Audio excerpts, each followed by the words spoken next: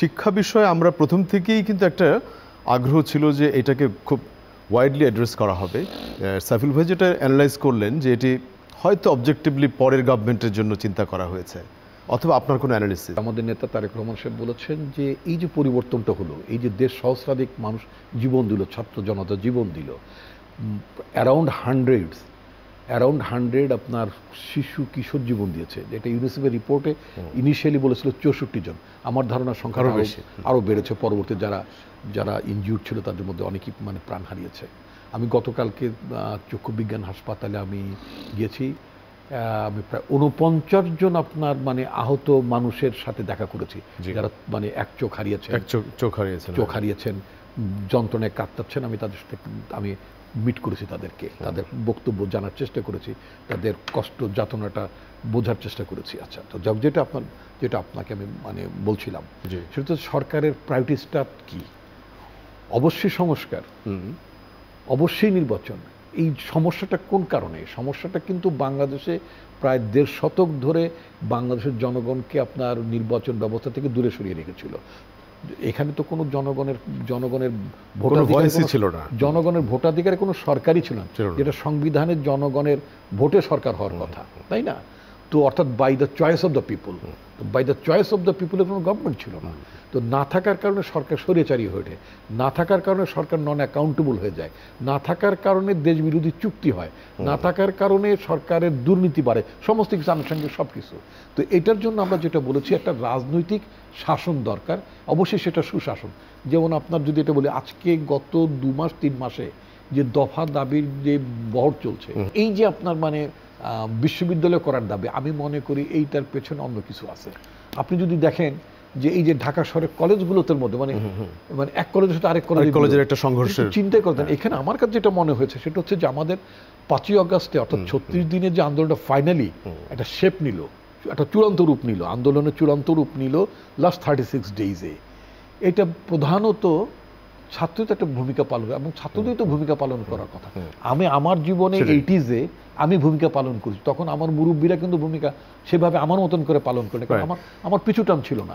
এইবারও তাই এবার আমাদের ছেলেমেয়েরা যে ভূমিকাটা এইবার নিয়েছে, সেই ভূমিকাকে আমি নিতে পেরেছি না। এটা বয়সের সময়ের ব্যাপার আছে। আমি যে কথাটা বলতে চাচ্ছি, এই জায়গাটাতে ছাত্রদের যে একটা সেমেন্টেড ইউনিটি, তাদের যে ঐক্যটা ছিল, যে ঐক্যের কারণে ছাত্ররা রাস্তায় নেমেছে, এটাকে সেই পরাশক্তি, সেই অপশক্তি যারা আমাদের পরিবর্তনটাকে মেনে নিতে পারছে না, আমাদের ছাত্রদের শক্তিটাকে বিভাজিত করা, নানা ধরনের দফা দাবির মধ্যে দিয়ে তাদেরকে এনগেজ করা, তাদের ভাবমূর্তি নষ্ট করা, মূল মোটো থেকে সরিয়ে নিয়ে যাওয়া।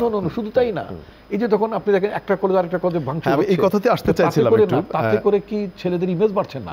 এই ছাত্রদের ইমেজটা নষ্ট করার জন্য, যাতে এরা সংঘবদ্ধভাবে ভবিষ্যতে দাঁড়াতে না পারে, এটার জন্য এক ধরনের এক কলেজ অপর কলেজের সাথে সংঘর্ষ, এটা একটা চক্রান্ত। এটা ওভারঅল স্টুডেন্টদের ইমেজ নষ্ট করা, তারপরে ছেলেরা যাতে ঐক্যবদ্ধভাবে ফিউচারে না দেখাতে না পারে, স্বাধীনতার সপক্ষে দাঁড়াতে না পারে, সভরেইনটির এট স্টেক হয়ে গেলে যাতে ওটার বিরুদ্ধে রুখে দাঁড়াতে না পারে, সামগ্রিকভাবে এই জায়গাটির ক্ষেত্রটাকে ভেঙে দেওয়ার এই জায়গাতে ষড়যন্ত্র ছিল। কলেজ ভার্সেস কলেজ, এই সংঘর্ষ তো হওয়ার কথা নয়, যেটা আমরা দেখলাম আজকে 3টি কলেজের মধ্যে সংঘর্ষ। এটি কেন বলে মনে হয় স্পেসিফিক? এটি আপনার কাছে নিশ্চয়ই কিভাবে ধরা দিয়েছে? কলেজকে বিশ্ববিদ্যালয় করা, এটা তো একটা খুব আবেগী দাবি, খুব সেন্টিমেন্টাল যদি দাবিটা বলি। আর কিছুটা ইনস্টিগেশন আছে কিনা, উস্কানি এবং নানা তৎপরতা আছে কিনা, এবং এটাকে খোঁজার একটা বিষয় থাকছে। আমার মনে হয়েছে যে কারণ আবেগ যখন কাজ করে, তখন কোনো লজিক, কোনো রেশনাল, তখন আপনাকে আর ডমিনেট করে না, তখন এটা আপনাকে আর কন্ট্রোল করে না। ছাত্র তরুণদের ফ্রন্ট লাইনার হিসাবে তাদের যে ভূমিকাটা, এই ভূমিকাটা কিছুটা ডিফেম করা, ডিসমেন্টল করা, ফ্রেমিং করে অন্যদিকে নিয়ে যাওয়া, ফ্রেমিং করা এবং তাদেরকে বিতর্কিত করা, এবং তাদেরকে এক ধরনের তাদের মধ্যে বিভেদ, বিভাজন, অনৈক্য, এবং তারা পরস্পর সংঘাতে লিপ্ত হচ্ছে, এটা কেউ না কেউ কারো পেছনে।